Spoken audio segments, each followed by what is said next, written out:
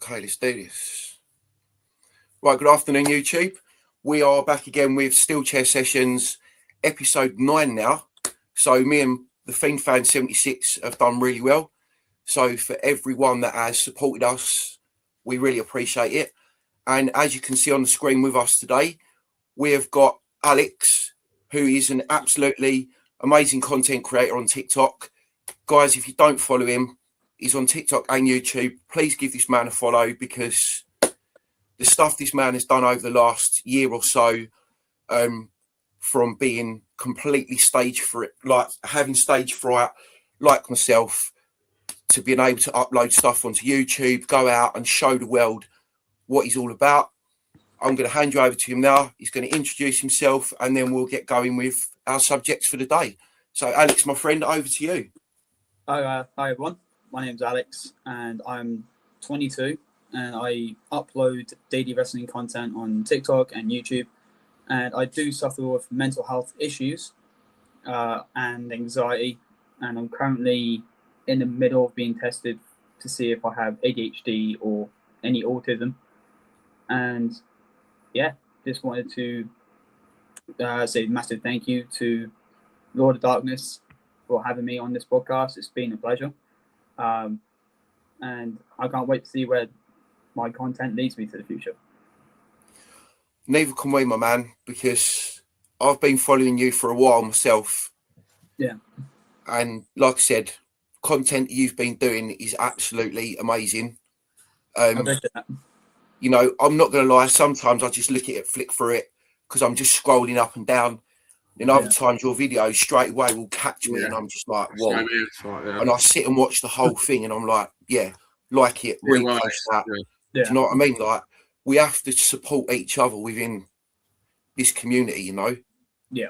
And like myself and like Paul, we both had this problem with social anxiety sort of on social media. Yeah. You know, and I've said it a million times, and I know I keep saying it, but J.E. WrestleTalk was the man that got me starting on doing this stuff. Yeah. You know, I met him at Money in the Bank in 2023, and I'd only been following him for about 3 weeks previous to meeting him. Yeah. And we've been supporters of each other since day one. Yeah. You know, and through that, or through meeting him, both me and Paul have met so many people now. Yeah, it's been brilliant, because we never knew existed out there. Yeah. That like the same things what we do.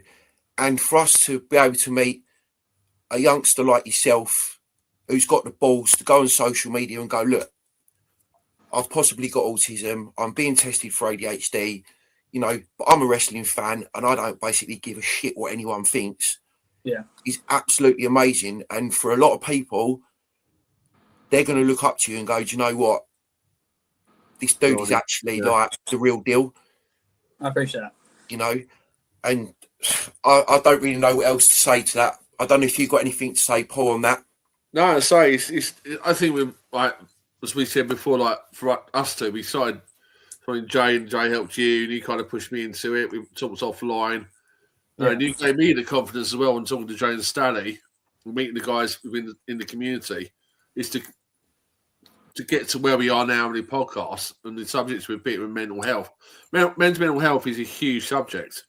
Yeah. I think within the community is like, it's the last couple of years, it's getting more well known.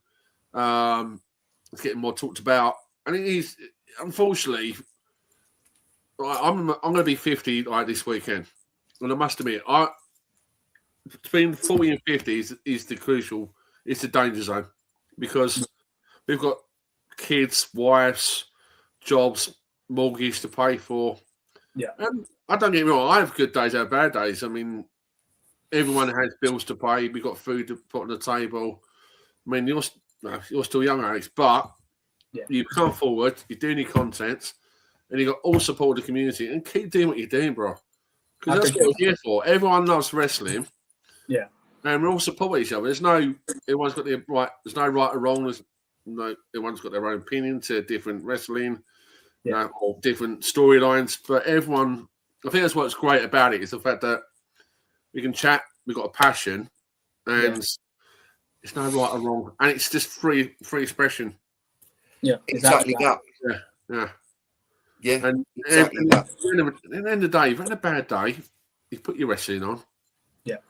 Or you can listen to music, wrestling music, or whatever music. I mean, when I'm in a bad day, when I'm really, really having a shit day, I'll get some fresh air. I used to go fishing. When I find fishing for me is to get out in the fresh air with nature, and it just clears your mind. Yeah. Not Therapeutic. yeah, it's like everyone's cup of tea. But everyone's got their own different way of resetting the batteries.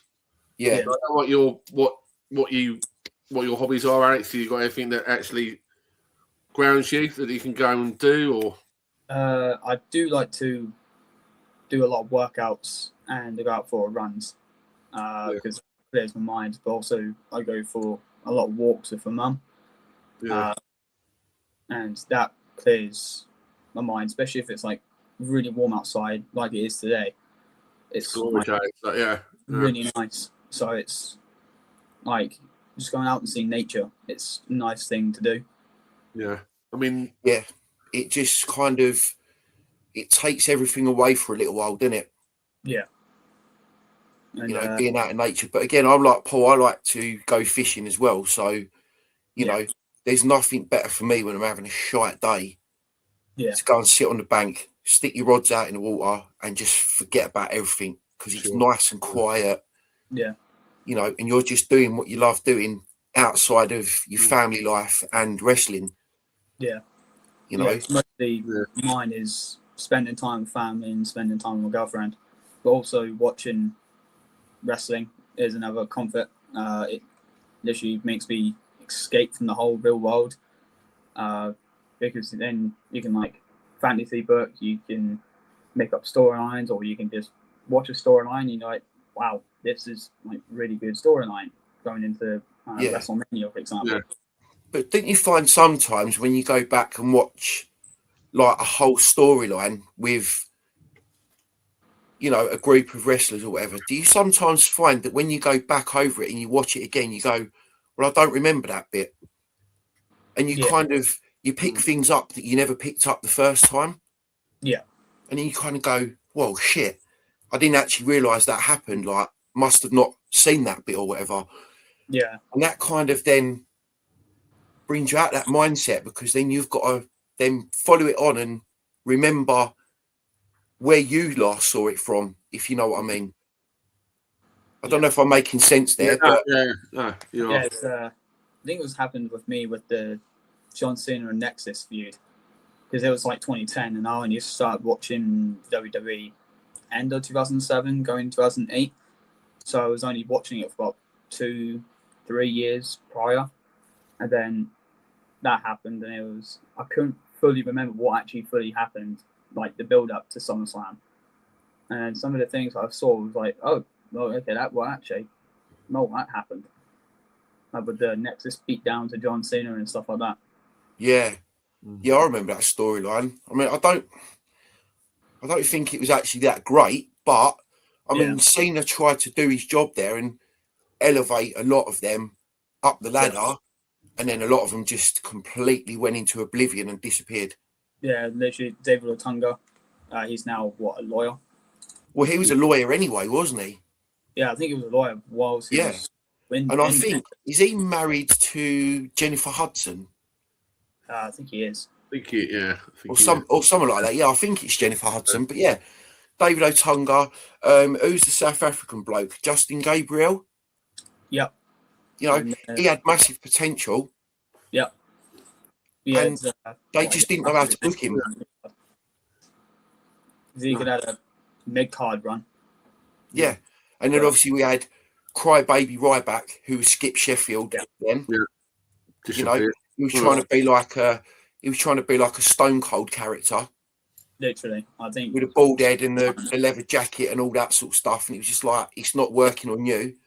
Nah. And then the rest is history with him because he still cries about his career now.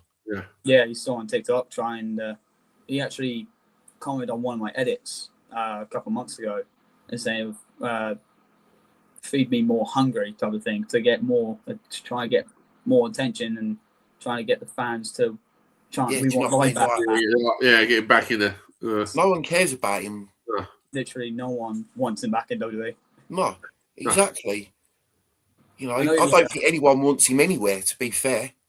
No, I think he's just, especially the stuff that he does on TikTok. It's so cringe. Yeah, it's really cringe. I can't even watch it because I just despise him with a passion. Yeah, it's like, okay. Barking on live. Okay. Yeah, I hate him. Absolutely hate the man. Yeah. It's like saying like getting Goldberg back was Yeah. for like one special event. He's done his bit back in the day. Yeah. He's had his moment. And Yeah. do you really want Goldberg to turn up at like WrestleMania or SummerSlam or just have like a cameo part in Not really. Not really. He's been there, done it, got a t-shirt. So the fans don't really want that. Speaking of WrestleMania, yeah, I'm going to put this out there now. I think it's absolutely disgusting that I Show Speed has got a spot on the show, but yet people like Carmelo Hayes and Ilya Dragunov haven't got a spot.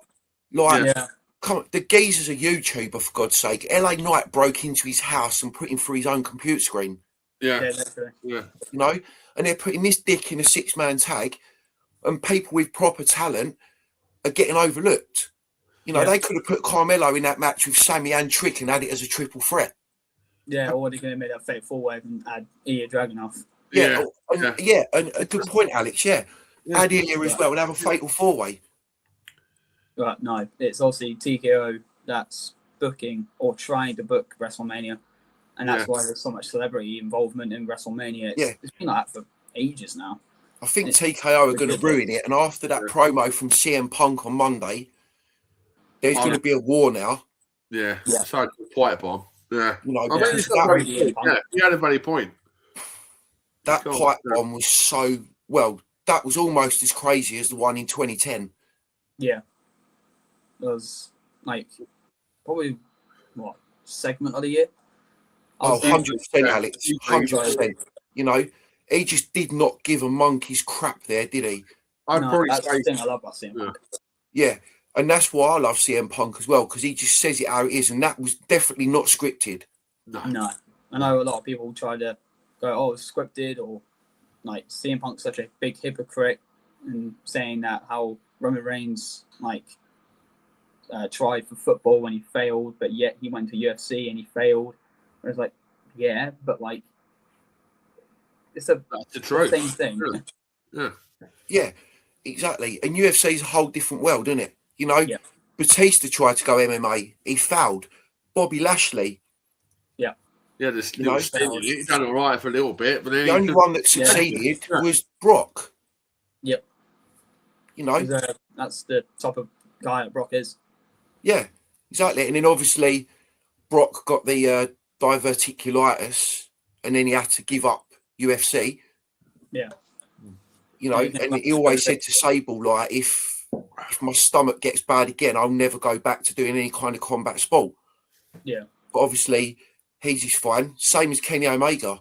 About to say, he's like MJF basically turned around the other day and said, your stomach is literally a ticking time bomb. Yeah. I honestly don't know how he's come back. He had 25% of his.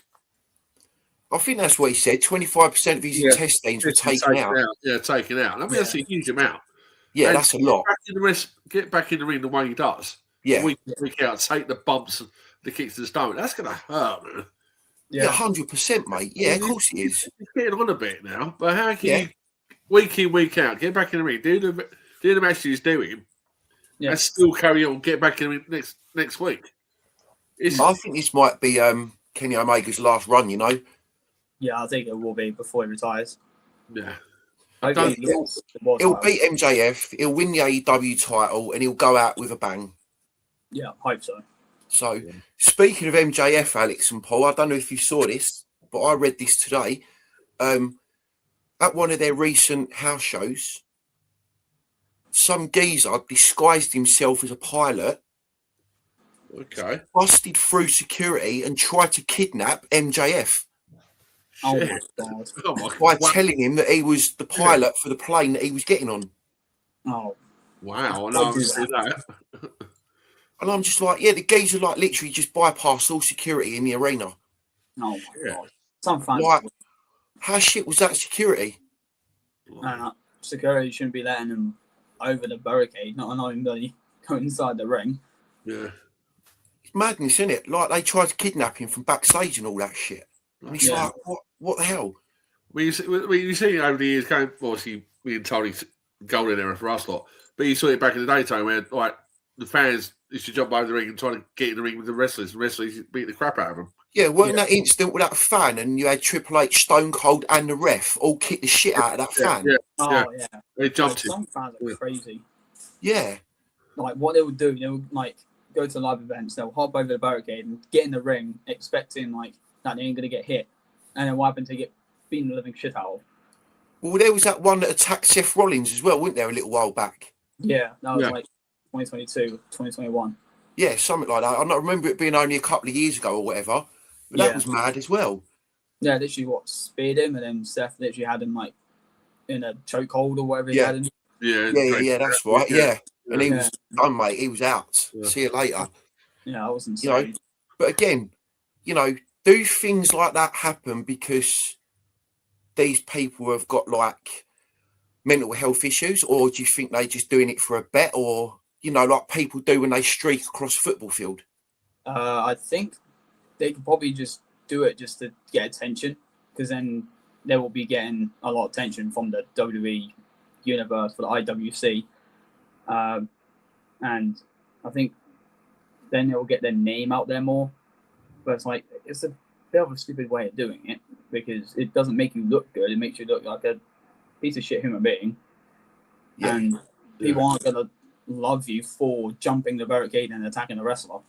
Yeah, and it's a bit like when you get like fans harassing the wrestlers when they're at the airport and stuff like that. Yeah. You know, and all they're trying to do is just get on their next flight and go to the next city. Yeah. Well, I get. Yeah.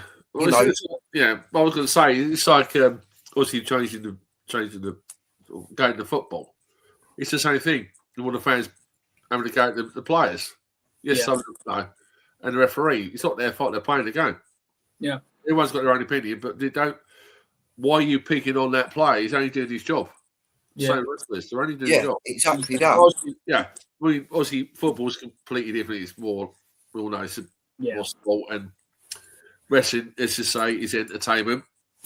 But it's kind of it's a similar thing. It's the same concept, isn't it? It's like if you saw a football team come in at an airport, and you got all these fans like harassing them as soon as they've got off the plane, they're going to be just as pissed, man. Because I know I would be. Yeah. I understand. Yes, they're famous and they think they've got a duty to stop for every fan, but no, they're human just like us. Yeah. They just want to live their own life as well. Let them be when they're at the airport. You want to meet them, pay for a meet and greet somewhere. Yeah. Also. Like me and Alfie did it for the love of wrestling when we paid to meet Killer Cross. Yeah. It was 40 quid for a photo with him. That's not bad. Ain't bad at all, is it? And I think it was like 80 quid to have a joint photo with him and Scarlett. That's not bad. That's not bad.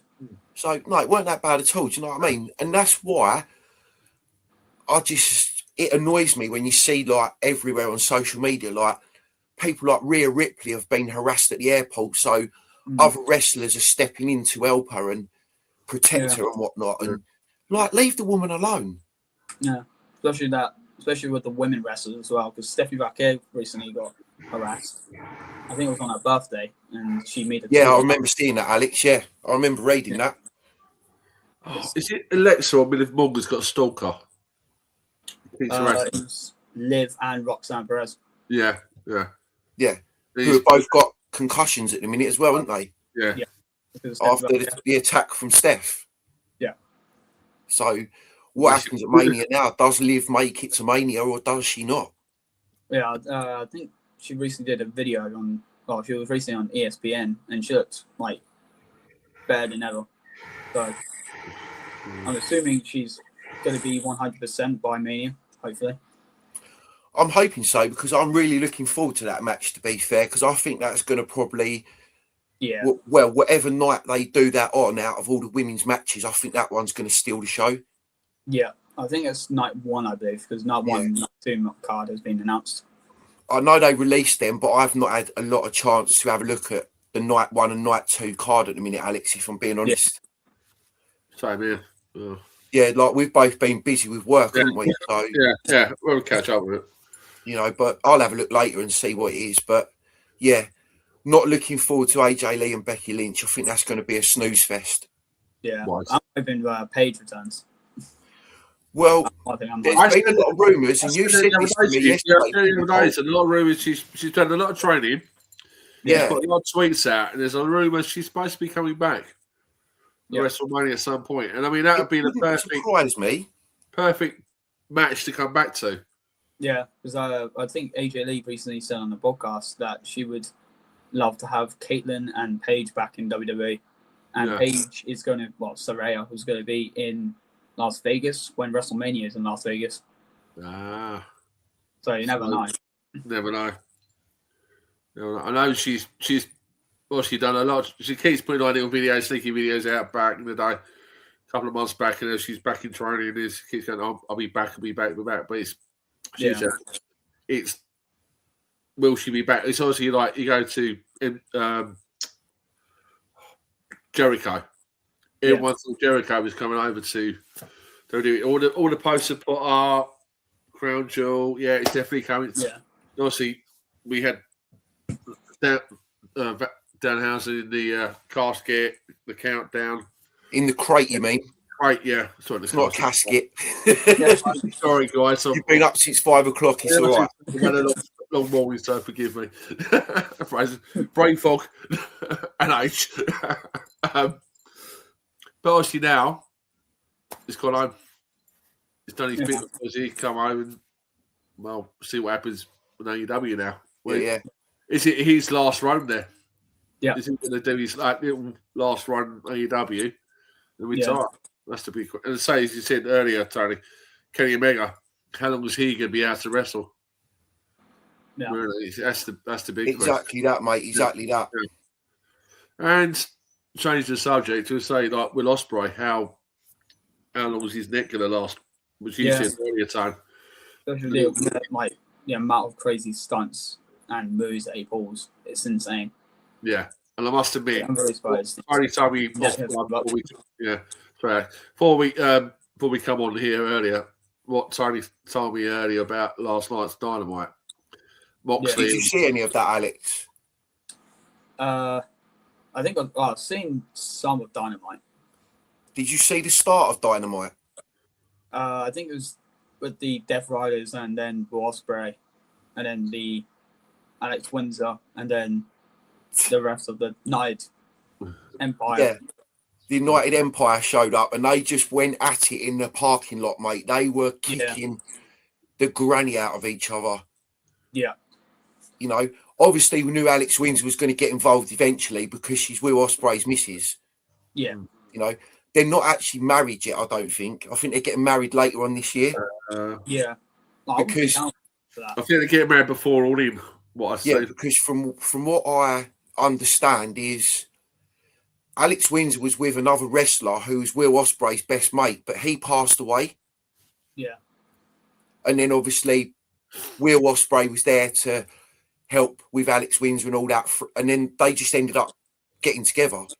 Yeah. You know, but she's currently the Rev Pro, I think the Rev Pro Women's Champ or something like that.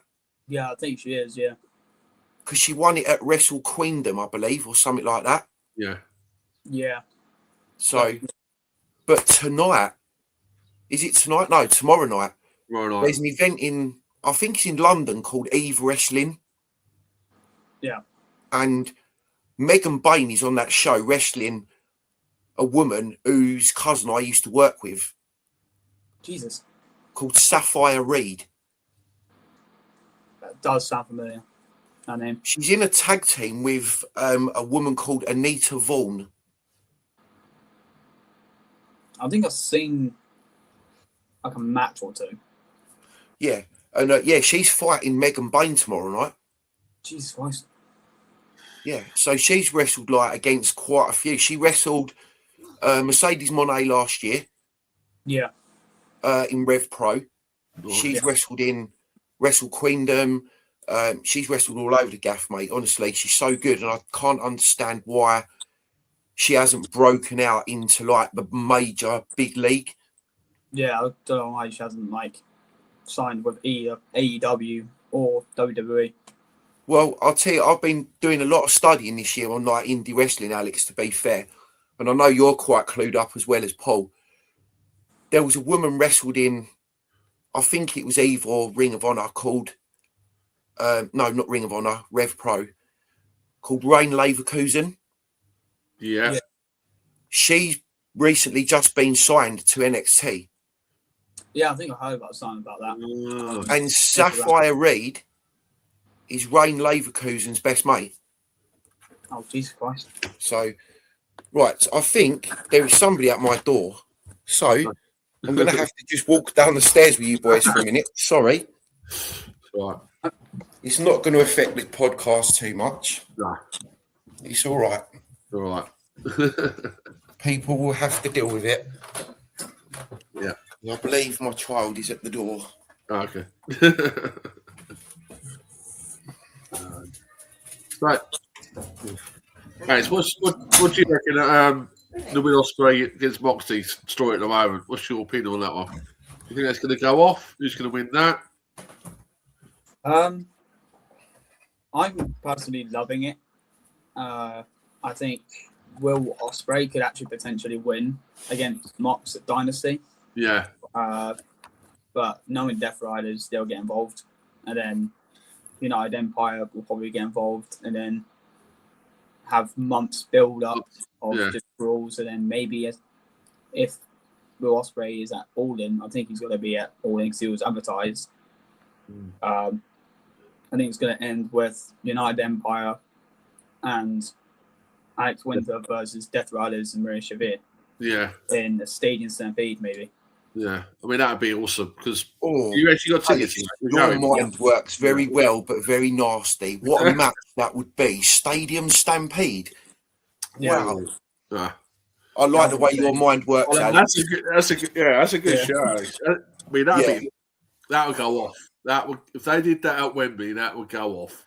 Yeah. I'm literally going there as well. It's going to be an insane experience because that's my first ever AEW show. Well, we can meet up then because we're going as well. Yeah, I'm going with one of my good friends called Charlie. He's also a good supporter on like social media and stuff. Nice. Yeah, nice. And I'm going with my mum and her friend. So we all love wrestling. Yeah, wow. It's like that's brilliant, man. Yeah, first ever main live event. She can't wait to go. Yeah. It was me, you, your missus, and Alfie, innit? Yeah.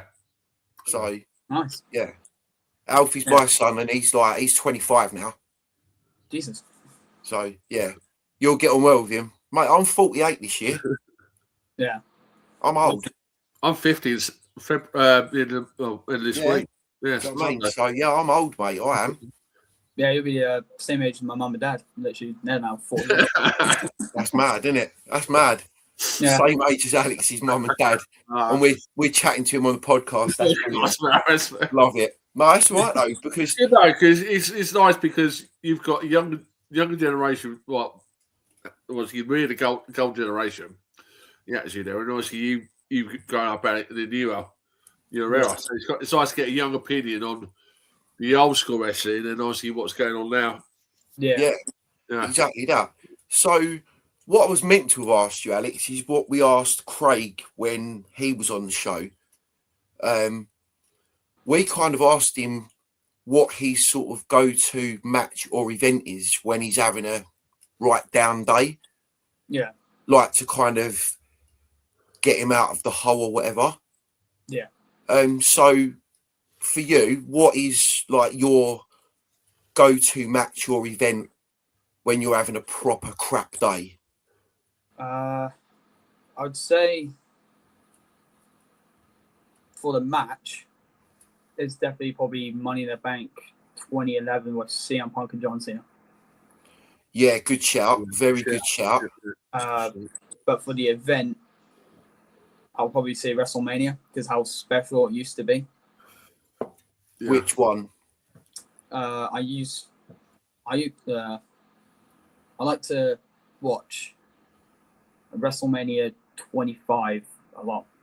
Okay, yeah, I get that. Undertaker, Shawn Michaels, yeah? Yeah, and the triple threat match between Big Show, Edge, and Cena. Yeah, Yeah. I get that. Yeah. Speaking of Big Show, I'll come back to that in a little while because I watched the match last night that I forgot actually existed. Okay. Yeah. We'll come back to that. But so for me, my go-to event is WrestleMania 7. Oh, nice.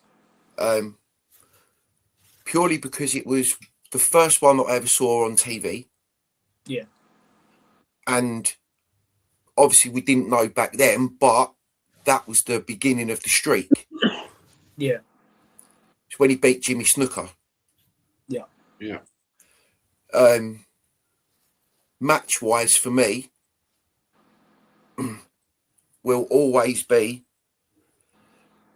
pretty much like a lot of people's I would imagine would be the Hell in the Cell, Undertaker, Mankind. Oh, yeah. You know? Classic match.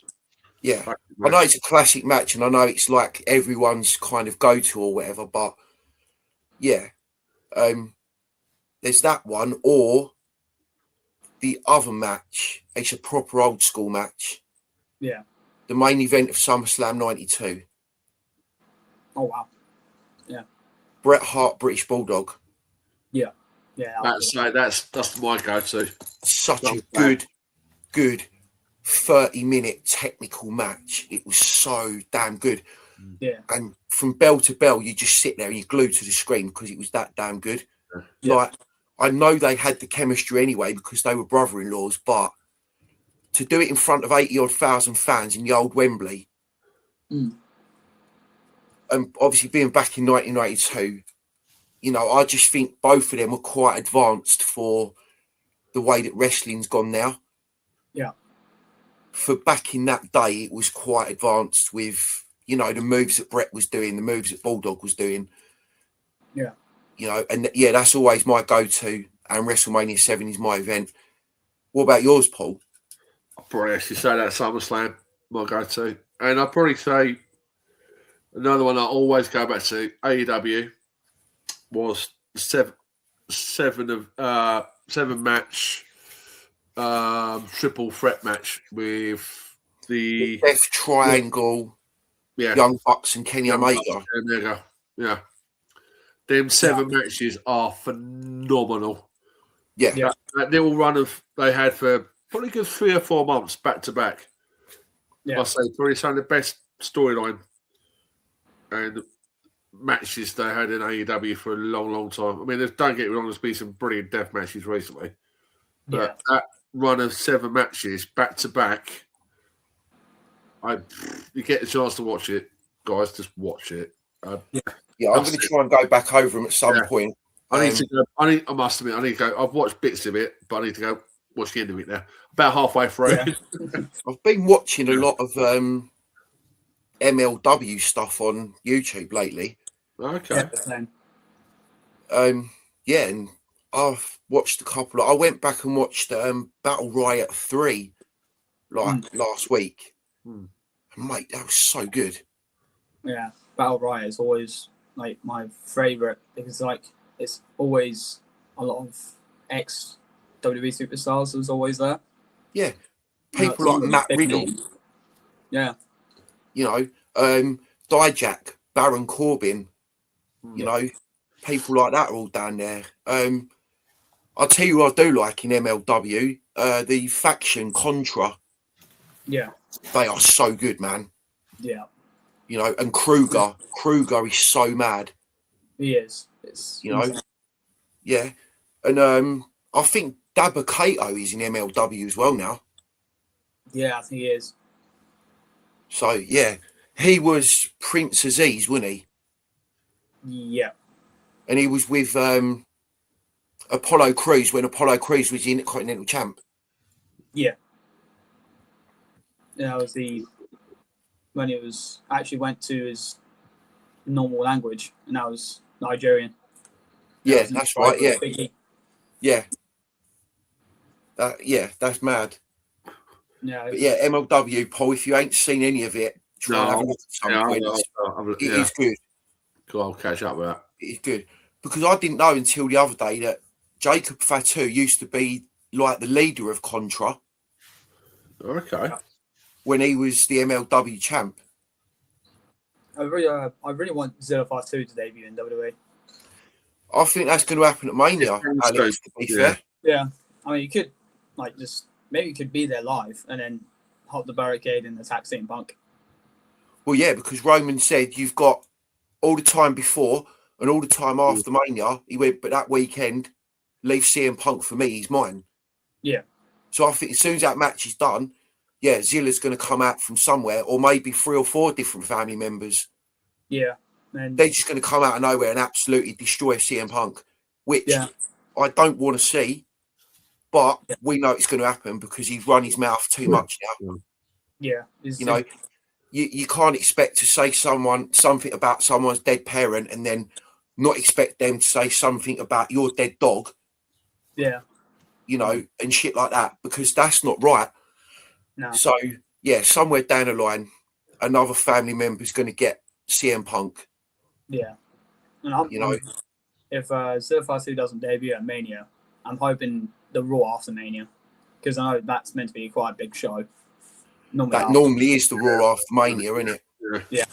So, but we were talking about Big Show earlier, weren't we? Yeah. Briefly. I watched the match last night that I forgot existed. It was the Extreme Elimination Chamber match. Oh, yeah, with ECW. And you had Bobby Lashley, Test, Rob Van Dam, Hardcore Holly, shit, I forgot about that. Big Show, and I can't remember who the other one was. I think it was Sabu, I think. No, it weren't Sabu. I can't remember who the other one was now. I only watched it last night as well. CM Punk. Yeah, I think, CM Punk. Yeah. CM Punk. Mate, it was like 35 minutes long or something. I actually forgot how pretty bad it was. Yeah. Because it wasn't built up to the expectation that we thought it would have. Yeah, you know, they literally had a couple of weapons inside the chamber and that was it. Yeah. You know, and end up with Bobby Lashley winning. Yeah, which is a lot of people didn't want to win. There was a lot of people chanting RVD. Yeah, because obviously ECW original and all that, they wanted RVD to win that match. Yeah. But I think they just put that together, I think, because there was a lot of hostility between RVD and Hardcore Holly as well, wasn't there? Yeah. Because prior to that is when that spot went wrong and he cut his back on the table and had to have like 20 odd stitches in his back. Yeah. Because the move with RVD went wrong, didn't it, or something? Yeah. Yeah. You can definitely tell it went wrong. Yeah, that was a big botch, very big botch. Yeah. And so I just think that was poorly thrown together. But I watched it last night anyway because I couldn't remember it, and I was like, that's why I don't remember it, because it was quite shit, to be fair. Yeah, it wasn't that. Yeah, it wasn't good. It wasn't the greatest. Right, Alex, at the moment, what's your opinion on Cargill and Jane Cargill since she's come over from AEW to WWE? Honestly, in my opinion, I think she has done better in AEW than what she has in WWE. Totally agree with you. Agreed. Agreed. She's a terrible champion, which obviously isn't her fault because it's creative. Yeah. But it just proves that WWE doesn't really see much in Jade Cargill, because otherwise they would have made her have loads of rivalries and had loads of matches for the title belt. But she got one match and then a little other match. That's it. 2 matches. What's the point? Yeah. It's Golden Grace, and that was it. And that was, I think it was just after the War Rumble. Yeah. Yeah. And that was She's going to lose it probably at Mania to Rhea. Speaking of Jordan Grace, where is Jordan Grace? I think she's out with an injury. I know she suffered an injury during main event. Yeah. That would be why then. Yeah. But You I said think for you. me and Paul were chatting yesterday or the day before. Yeah. Yeah. We come up with a little theory, and I think there's going to be a twist in this Jade and Rhea match. Yeah. I don't think Rhea's winning. Yeah, a lot of people think they're heel for the time. The big rumor Sasha Banks is supposed to be coming back. No. No? Bianca Belair. Oh, okay. You said Sasha Banks. Yeah. Where did you hear that from? I don't know. There's rumours she's dropped all the belts. She might be coming back. So, right, she's rumoured. Do you think TKO and WWE would bring Sasha Banks back? I would love for him to bring Sasha Banks back. I don't think she'll come back yet. WrestleMania, but I mean, Mania would be a really good spot to, bring her back. But at the same time, it's kind of hard to see where they would put her in the matches, because we've got Liv and Stephanie, where I think they get cost by Brock and They'd Perez. kind of have to have some sort of backstory for Sasha to come in and for it to work. Yeah.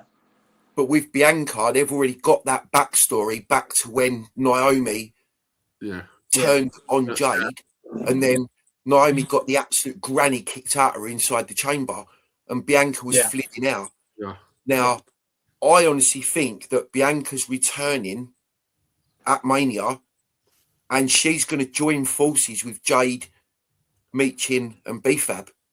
That'd be not just those two, just be big powerhouse. That's what I mean. And then them two together could work alongside. A lot of people think that Meechin, is not a veteran of the game. She is a veteran. Last week, I was watching the best of the female Monsters Ball matches. Yeah. Meechin was in one of them, and she was known as Jade. Mate, the woman was an absolute animal in TNA. Oh, yeah, she was. B-Fab needs a lot of work doing because her mic skills are terrible. Yeah. And her in-ring skills ain't that great right now. So to bring Bianca in along with Jade and Meechin to work with B-Fab, that would work really well. Give B-Fab a year, she'd be up there, mate. She'd be up there with some of the best, in my opinion. Yeah. Because from an old school fan, I can see a lot of potential in her, the same as Maxine Dupree. Yeah. And I honestly, my personal opinion, that's the way I see that match going. And I don't see Rhea picking up the win, personally. Yeah. I know some people are saying Io is going to probably turn heel and betray Rhea at Mania. Because the segment last Friday, the backstage segment. Yeah. Yeah. Yeah, that's a very good point. Very, very good point. I would like to see actually Kairi Sane turn on Asuka. Yeah. A lot of people, I think a lot of fans would. It's because that's been building up for months now as well. Yeah. Io and Asuka at Mania. Yeah, exactly that. Io versus Asuka for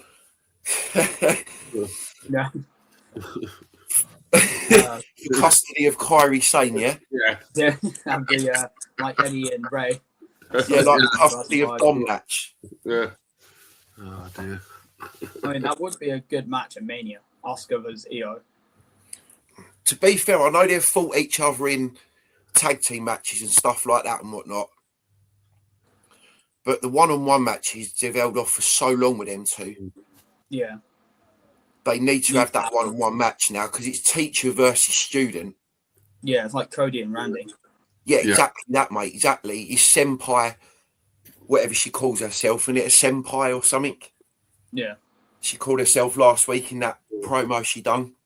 Yeah, I mean, she challenged Io to a match, to one final match, and then Io I think, posted on X on just after Raw went off air.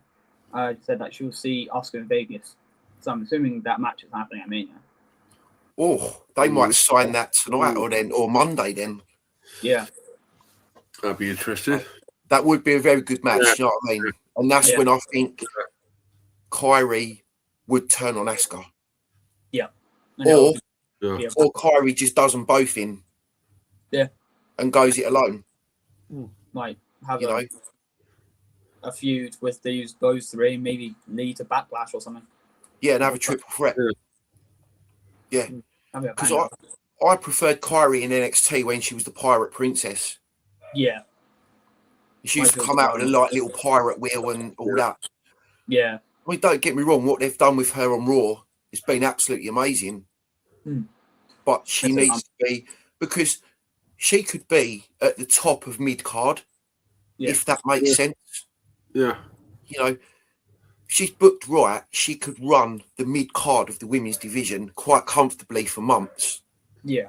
You know, and she could have some great matches against people like Bayley, Lyra Valkyria, you know, help Maxine Dupree a bit more and stuff like that, you know. Yeah. And I just, like you said, creative at the minute where they've changed over. Some of the work creative are doing right now has been really good, but then some of it's been dog shit. Yeah, agreed. And I think a lot of fans agree with that right now. Yeah, I must admit, like, for me, I think SmackDown is not as good as it has been. You ever done a 3-hour show? Yeah. I mean, half an hour, like breaks in commercials. Yeah. So why advertise on SmackDown? Yeah. SmackDown's been awful. Bugging me saying chronic at the moment. You watch it, okay. Lucky enough, I don't watch it live, but you guys probably do. You're sitting there at 1 a.m., 3 a.m. in the morning going, okay, right. Yeah, I've got to go. I've got to be up. I've got to go to work at 9 o'clock in the morning. You're sitting there for like 5 minutes waiting for the next section to come on. Yeah. I think the thing that annoys everyone with SmackDown is obviously when you're sitting there, and you've got that silly tune in the background. Yeah. Oh, yeah. No, boom, boom, boom. Boom, boom, boom. It's like you don't want to be hearing that at 3 o'clock in the morning. You know, I don't understand why they can't do what Raw does now. Yes, they get ad breaks, but we still see what's going on during the ad breaks. Yeah. You know, you get the timer in the top right of the screen, but you can still see what's going on and still hear the commentary. Don't understand why SmackDown can't do that. No, you know, is it because they're on a different network in America? Yeah, so I think it's on the USA network. I think it is on. Right. Okay. In America, so there's a lot of ads to put on to SmackDown from their side of things. Right. And it goes on to us. Yeah. Right. Yeah. So I mean, all right, even still, you know, with the money that Netflix have got, surely they could put a different tune or something in there, or you know, like a proper moving advert, like put a WrestleMania advert in there for 2 minutes. Yeah. Or do little promos. Or just fill it with something that we're going to actually want to, instead of learning how to say we'll be right back in like 8 different languages. Yeah. Yeah, I know we're going to have a lot of ad breaks at WrestleMania during WrestleMania. It's on the ESPN. Oh, mate. Oh, man. See, that's one thing I disagree with, and that's a pet peeve for me as well. Yeah. Adverts during live PLEs. Yeah, it's annoying. Like Stand and Deliver Saturday. Yeah. It was a live PLE, but there were still adverts for it. Yeah, and in NXT's never had that because they were on Peacock. Yeah. Exactly that. You know, but now they're on a different network because Peacock are no more, are they? Or they haven't got the contract anymore, have they? No, I think they leased their contract with Peacock because it was coming to the end. Yeah, so which I've been catching up with all that. Yeah. But I mean, speaking of Stand and Deliver, Paul, have you had time to watch it yet? I haven't yet, but I will watch it at some point this week. So I'll be working, mate. No, it's all right, man. I understand. You're bugging to talk about it. I know you are. I get that. I am, yeah. I'm itching to talk about it. Did you see it, Alex? Yeah, I watched it live. Yeah, me as well. What did you actually think of it? I I personally think it's just didn't feel like Stand and Deliver because we're so used to having it on the same night as night one of WrestleMania. Which is It what I didn't feel said special. before, and because it was like 2 weeks before Mania, it didn't feel right, and it didn't feel like it was right because it wasn't in a big enough arena. Yeah, it felt really small. Yeah, it felt like they were doing a PLE in like a GCW arena or something. Yeah, Going back to like the old school TNA days. Do you know what I mean? Yeah, and it just like, you know, when TNA was based in Orlando, Yeah, I mean, it's a tiny little arena, wasn't it it? felt like that, didn't it? yeah, Okay. I mean, the matches were good, Paul. Don't get me wrong. yeah. It wasn't like the big spectacular like you guys are like you No. used to. Yeah. And as much as I hate to say this, because I absolutely fucking love Sol Ruka, Yeah. I honestly thought she would have taken the loss to Zarya, you know, and done Zarya a favour and gone, do you know what? You've helped me out through like the last year and a bit or whatever. I'm going to give something back to you at our main pay-per-view of the year. Yeah, like, but no, she didn't. She took the win instead. Yeah. Like, which, me and my younger sibling were like, oh, right, well, I thought Zarya was going to go over because Zarya's going to be staying in NXT.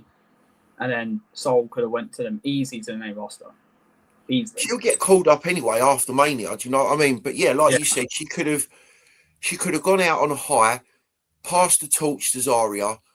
Yeah. Zarya then gets elevated up the ladder, you know, and maybe starts feuding with Lola Vice or, you know, with whoever, with Izzy Dame or whatever, and then Sol goes to the main roster, maybe to SmackDown. Yeah, and then, you know, I think they need help on SmackDown. Really 100%, 100%. Do you know what I'd like to see? I'd like to see Zarya, not Zarya, Sol Ruka. Yeah. Either join up with Charlotte or and Alexa, or have a feud with Charlotte. Oh yeah, Charlotte versus Sol Ruka would be a banger. Because the work Charlotte would do for Sol is exactly what Brock is doing for Oba right now. Yeah, yeah. You know, she would put that work in because she would see the same potential as what we all see in Sol Ruka. Yeah. And is what creative are seeing in her right now. Yeah, that's what she did with Tiffany last year. She put her over. Mate. Oh, yeah, big time. Some of that stuff with Tiff was amazing, wasn't it? Yeah. You know? The end of her reign got so stale because it was just Nia Jax or Jade Cargill or both. Yeah. Yeah. I was like, are we seeing this every goddamn week? Yeah. It just got a little bit boring, but I think I think they're kind of dropping Tiff down to like the US title scene at the minute, aren't they? Yeah. I don't know if they're doing that because the mid card of SmackDown needs help, or has she done something that we don't know about and she's getting punished? Yeah. No, she could have easily got a rematch. I think she still owned a rematch for the women's title. At some point, yeah, but I'm interested to see where this feud with Julia goes right now. Yeah, I'm hoping it leads to Mania. I'm hoping so as well. And I'm also hoping that Kiana James breaks away from Julia. Yeah, maybe again, as you know, Paul, I've always been a massive fan of Kiana James. That's good, but she said she's wasted. Why is she getting wasted? Exactly. You know, she was so good in NXT, even when she was a tag team champ with Fallon Henley. Yeah. And like when she came up to the main roster, she first came up to Raw, and then I think she disappeared for a lengthy injury, didn't she? Yeah. Yeah, for a bit. Yeah. And I was sitting here for ages, and I kept going like, "Where's Kiana James at?" Googling it, nothing. Then all of a sudden, she comes back on SmackDown, and she's paired up with Julia. Like, yeah, it's like she's now just a psychic, really, for Julia. She's basically Julia's bag carrier. Yeah. And Kiana James is so much better than that. She could be main event on SmackDown roster easily. You know, she's got the muscle, the power, the agility, and she's got the wrestling brain as well. Yeah. You know, she's so of a run. Yeah, she could have such a good singles run. Yeah. But again, creative have come in and they obviously don't know what to do with her as a solo star. Yeah. Like, she had a really good run in the Women's Elimination Chamber match. Mm. And that was a really good run for her. And when she literally pinned Charlotte Flair. Yeah. That's what I'm saying. Do you know what I mean? Like, Potential, but what Yeah. does he do? What's creative do with her that they're not doing a lot? It's like, why are you playing as a psychic? Well, she's got so much potential. Yeah. But Yeah. it's how many wrestlers over the years that there's so much potential. The fans can see much potential, but they don't know what to do with storyline. Or where do we slot them in? exactly. And Yeah. like Alex was just saying about Kiana having that good run in Chamber, Yeah. takes us back to... See, I know you follow us a lot and we go to all the Talk wrestling shows that are in Basildon. Yeah. Because obviously that's just sort of 10 minutes down the road from me. Yeah. Like where they hold all the shows. And at the last one was Danger Zone. And we was having a discussion with one of our fellow friends from our Discord channel. And he was going, I don't know why Kiana James is in the Chamber. Someone else should take her spot. And I was blue in the face, and I was like, "Why?" I was like, "What is wrong with you?" I said, "Kiana James deserves to be in that chamber. She has earned that spot. Why would you not put somebody new on the main roster into that match to let them prove themselves?" Yeah, I mean, she's still classified as an upcoming talent. Exactly. Even though she was in, I mean, how long was she in NXT for? A good 2 years. Yeah, I think it was about 2.5 years at most, I think it was. Yeah. You know, and when she first came in, she was like some sort of like lawyer sort of person, wasn't she? Yeah. Yeah. You know, she had like the skirt, the bag on her arm, the high heels prancing around and all that. Yeah. And then, like I said, they put her in a tag team with Fallon Henley. Yeah. You know, because supposedly Fallon Henley was running her family bar. Yeah. When it was just one set up backstage, as we know. Yeah. Good storyline, though. I was invested in that. Yeah. You know, that was some of the best work that Fallon Henley's done. Yeah, easily. Like, you know, I think she's doing some really good work now with Fatal Influence.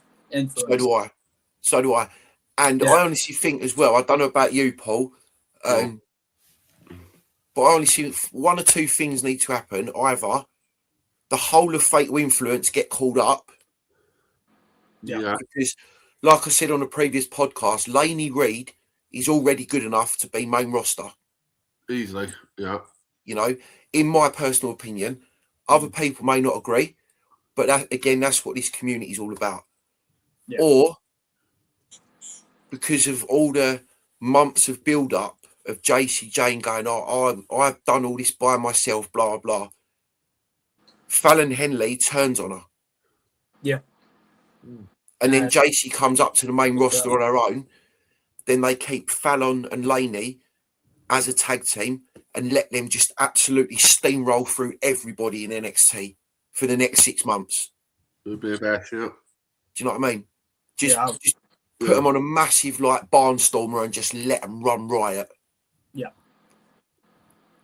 That'll be a really good. Because I would be invested in that all day long.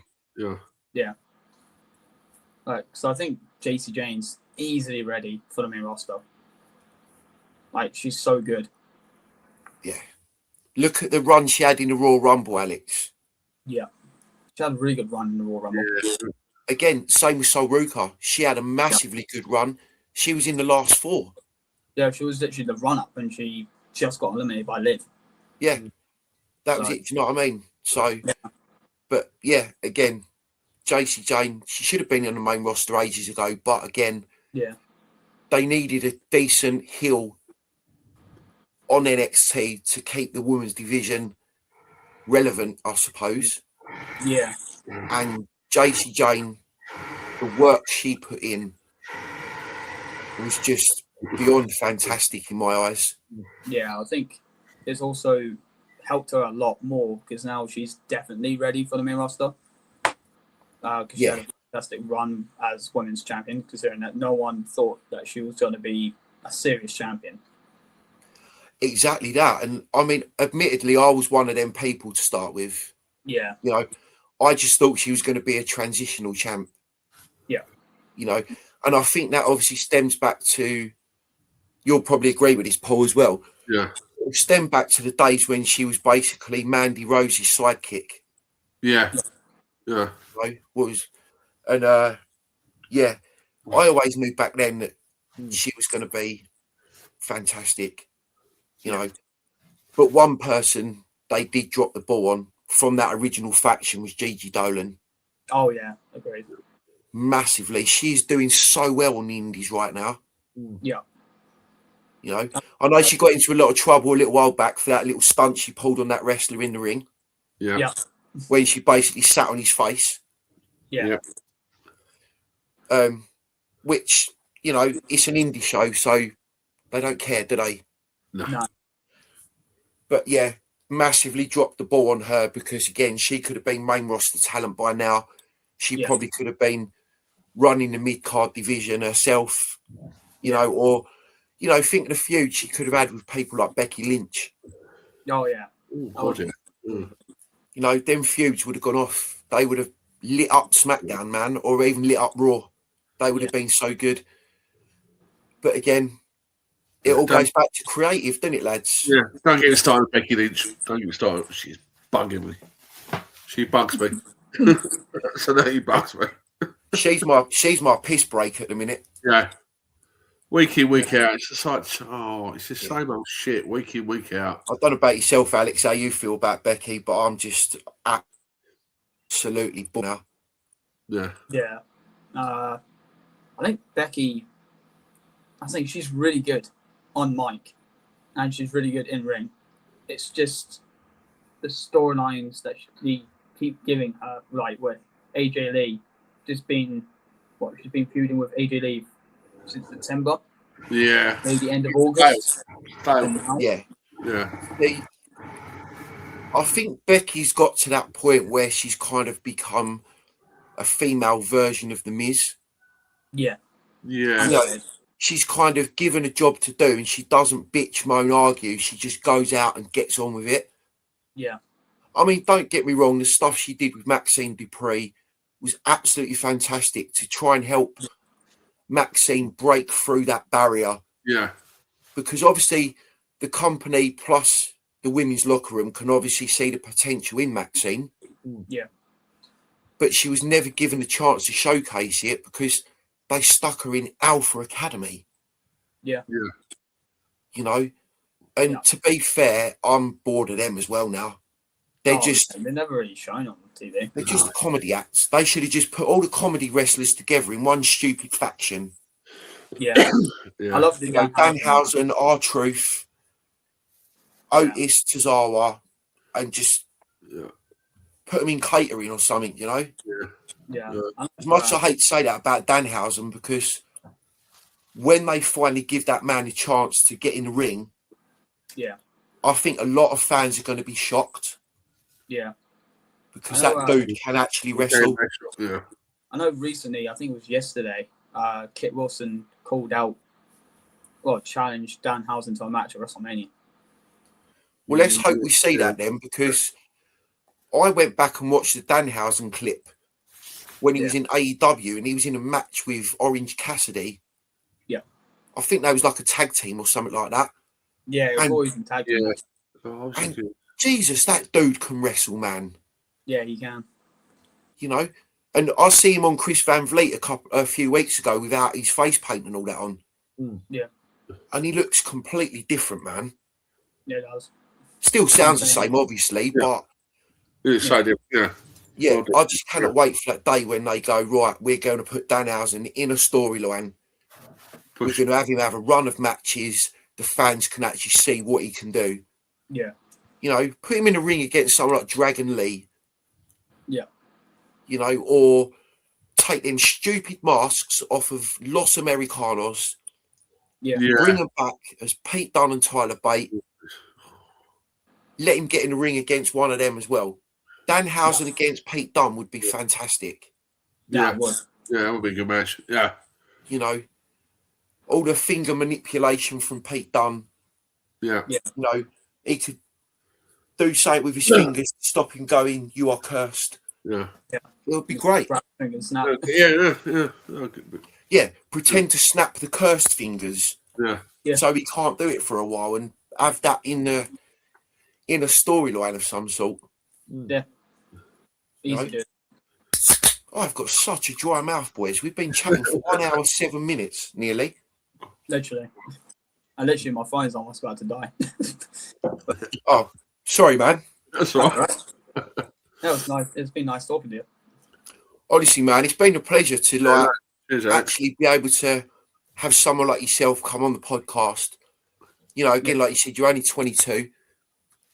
There are a couple of other people I've got lined up in the future. But obviously, I'll talk to you off camera. Yeah. With regards to that, Paul. Yeah, right.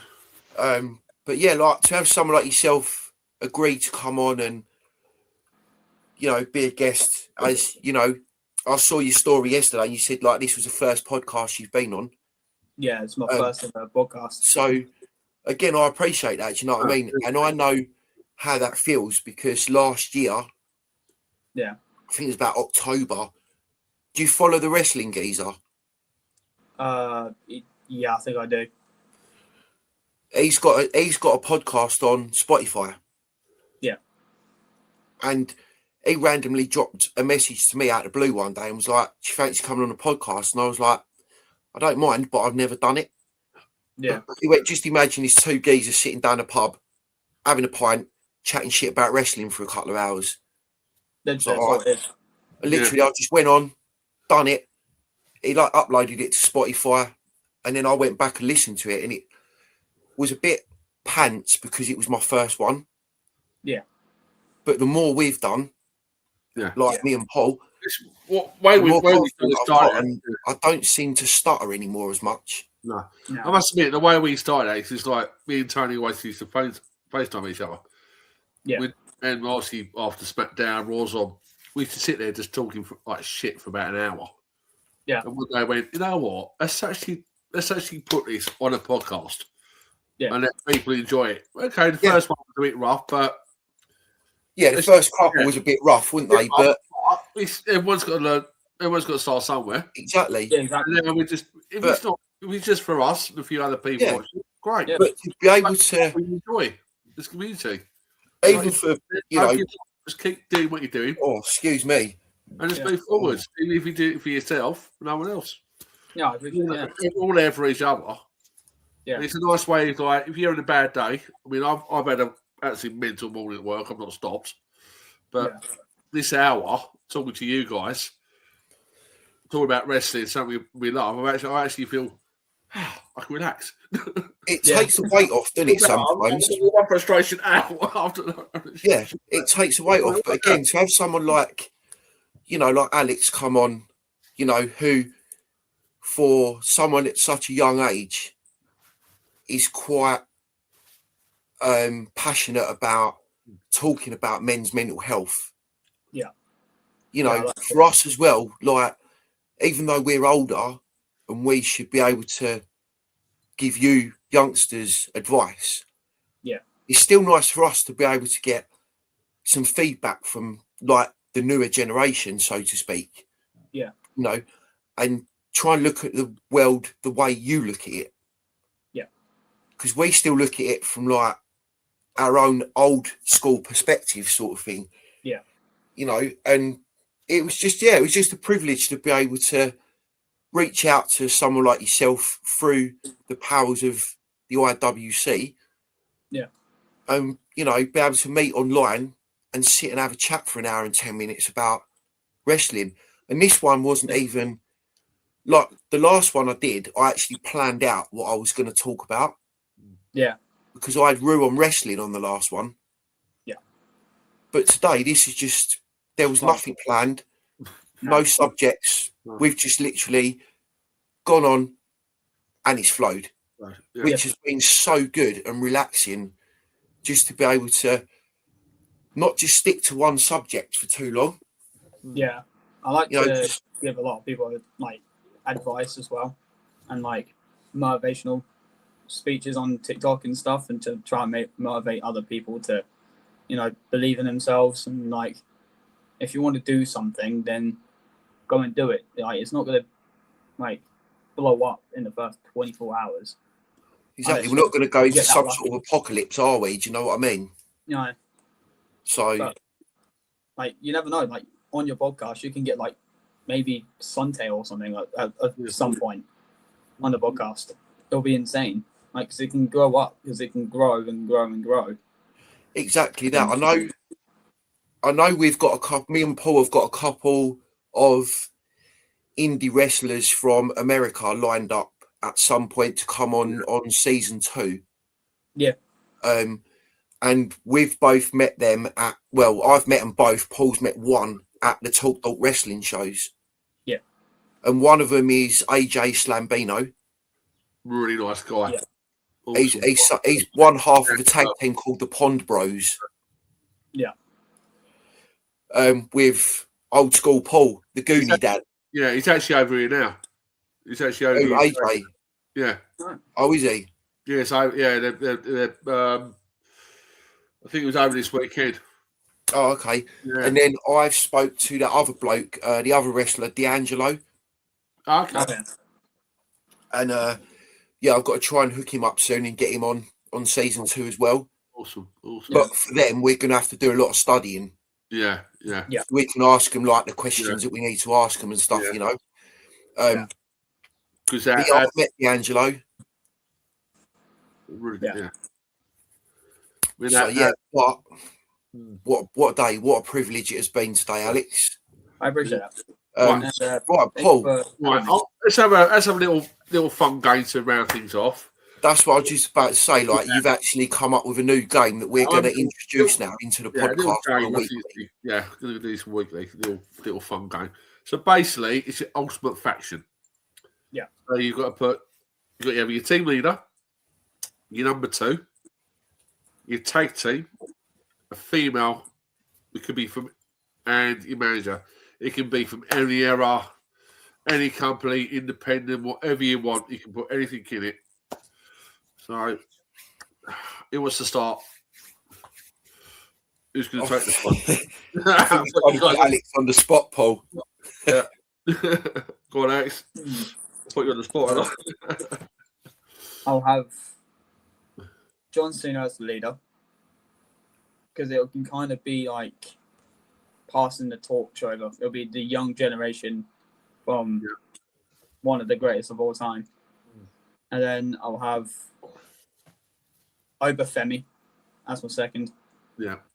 The tag team will probably be